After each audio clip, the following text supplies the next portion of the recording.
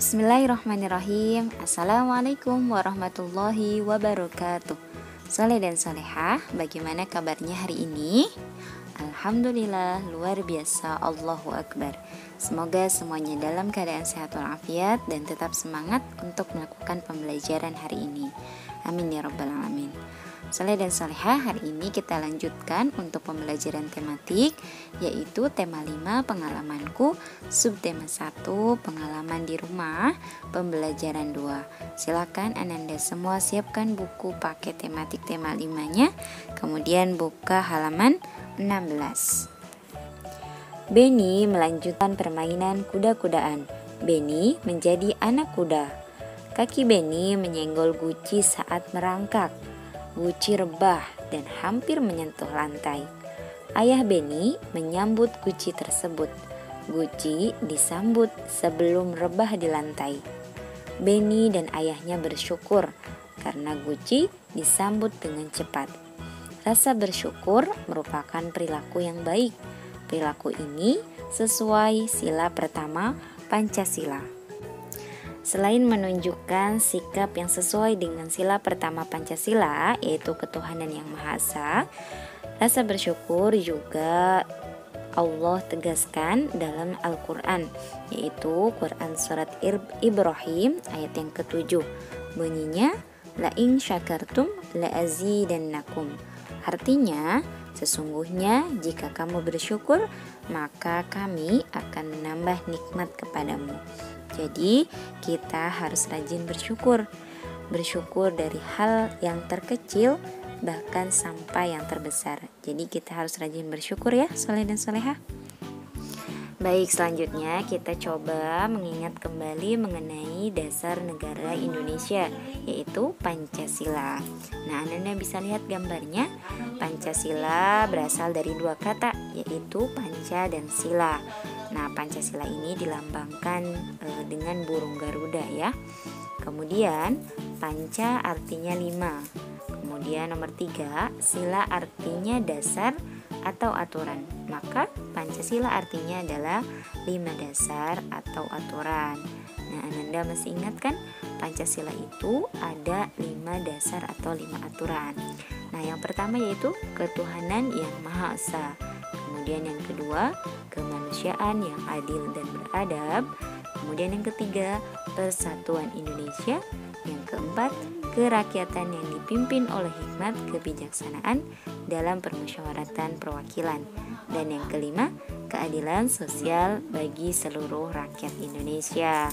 Nah, kemudian di sampingnya ada juga simbol-simbol yang mencirikan sila dari sila-sila Pancasila. Selanjutnya di sini ada beberapa contoh penerapan sila pertama Pancasila. Nah, Anda bisa lihat gambarnya, ada orang yang sedang sholat, ada orang yang sedang sembahyang, kemudian berdoa sebelum makan. Nah, itu adalah beberapa contoh dari penerapan sila pertama Pancasila. Selanjutnya silakan Ananda semua buka halaman 19. Ayo membaca. Di sana ada percakapan antara Benny dan juga ayah. Kita baca sama-sama ya. Pertama Benny, "Ayah, Benny meminta maaf." Kemudian kata ayah, "Meminta maaf tentang apa?" Lalu Benny menjawab, "Karena Benny kurang hati-hati." Kemudian ayah, "Ya nak, ayah maafkan. Benny lain kali harus hati-hati ya." Kemudian kata Benny, "Ya ayah." Kata ayah, "Ayo main kuda-kudaan lagi." Lalu Benny menjawab, "Aku ingin menjadi anak kuda lagi." Kata ayah, "Baiklah jagoanku."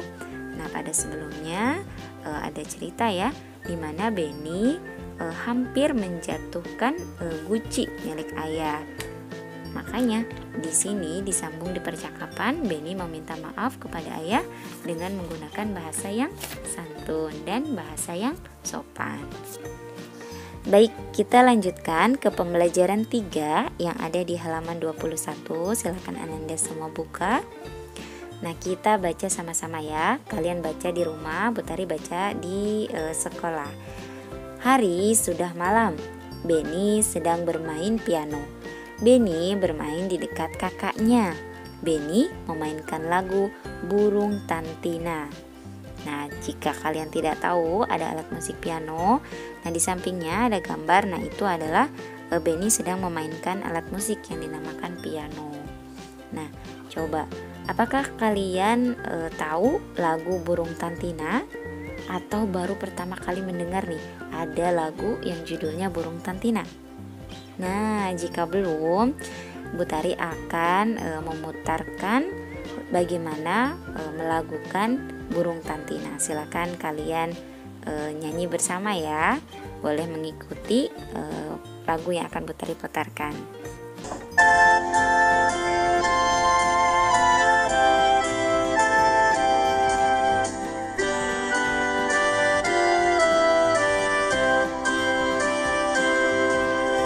Sio Tantina, burung Tantina, mati di panah Raja Nirwana. Sakitnya bukan sakit penyakit, kabarnya datang dari Sri Rama. Sakitnya bukan sakit penyakit, kabarnya datang dari Sri Rama.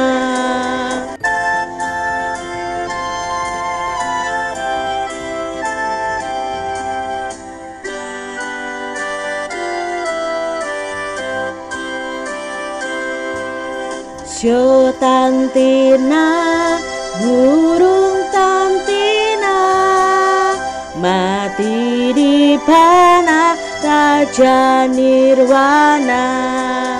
Sakitnya bukan sakit penyakit, kabarnya datang dari Sri Rama.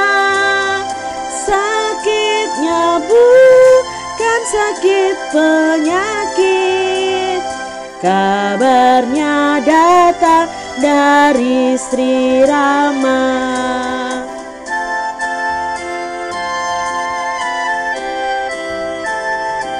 Nah, itu Soleh dan Soleha bagaimana cara menyanyikan lagu Burung Tantina.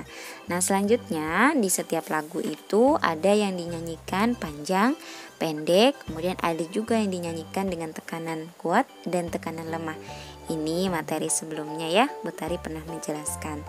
Nah, kita akan melihat bunyi lagu yang dinyanyikan panjang dan bunyi yang dinyanyikan pendek.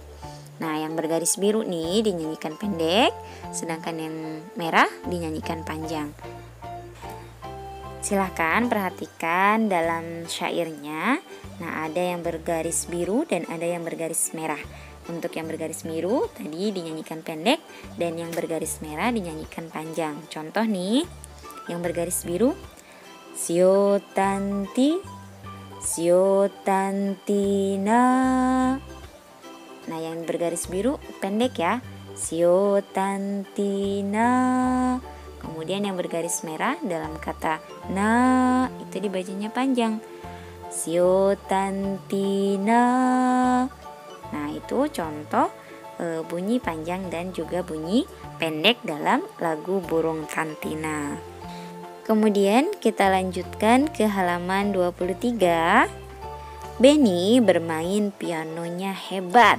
Benny bermain di dekat kakaknya. Kakak Benny sedang belajar. Kakak Benny merasa terganggu. Apa kata Benny kepada kakaknya? Nah, Anda bisa perhatikan gambarnya ya. Kemudian di halaman 24, Benny, maafkan Benny kak, Benny sudah mengganggu. Kakak belajar terganggu oleh Benny. Kemudian kata kakak Benny, ya dik, kakak maafkan.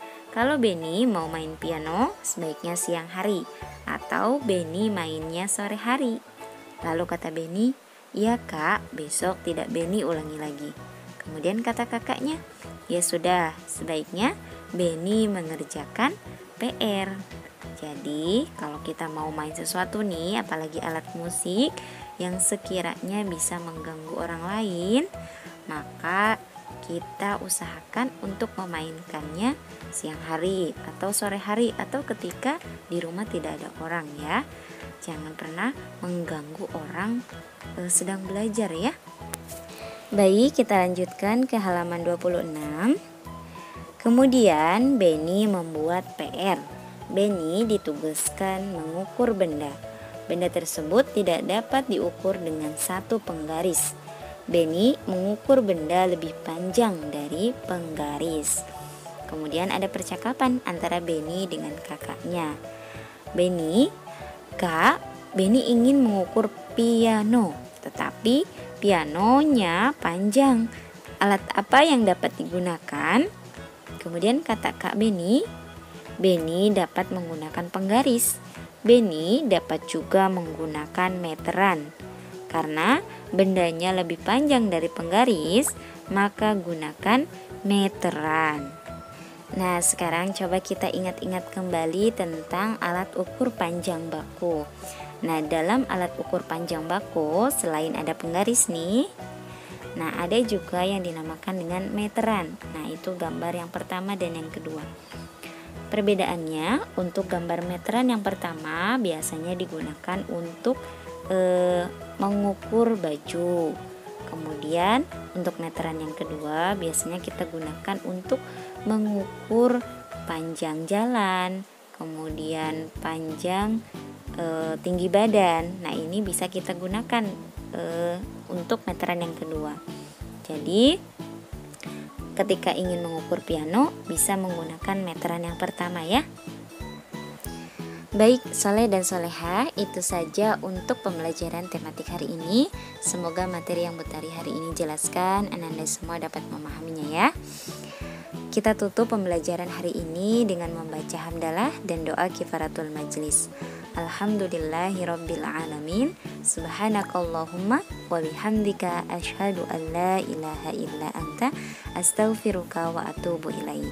Tetap jaga kesehatan dan tetap semangat belajarnya. Jangan lupa 3M, memakai masker, menjaga jarak dan mencuci tangan dimanapun kalian berada ya.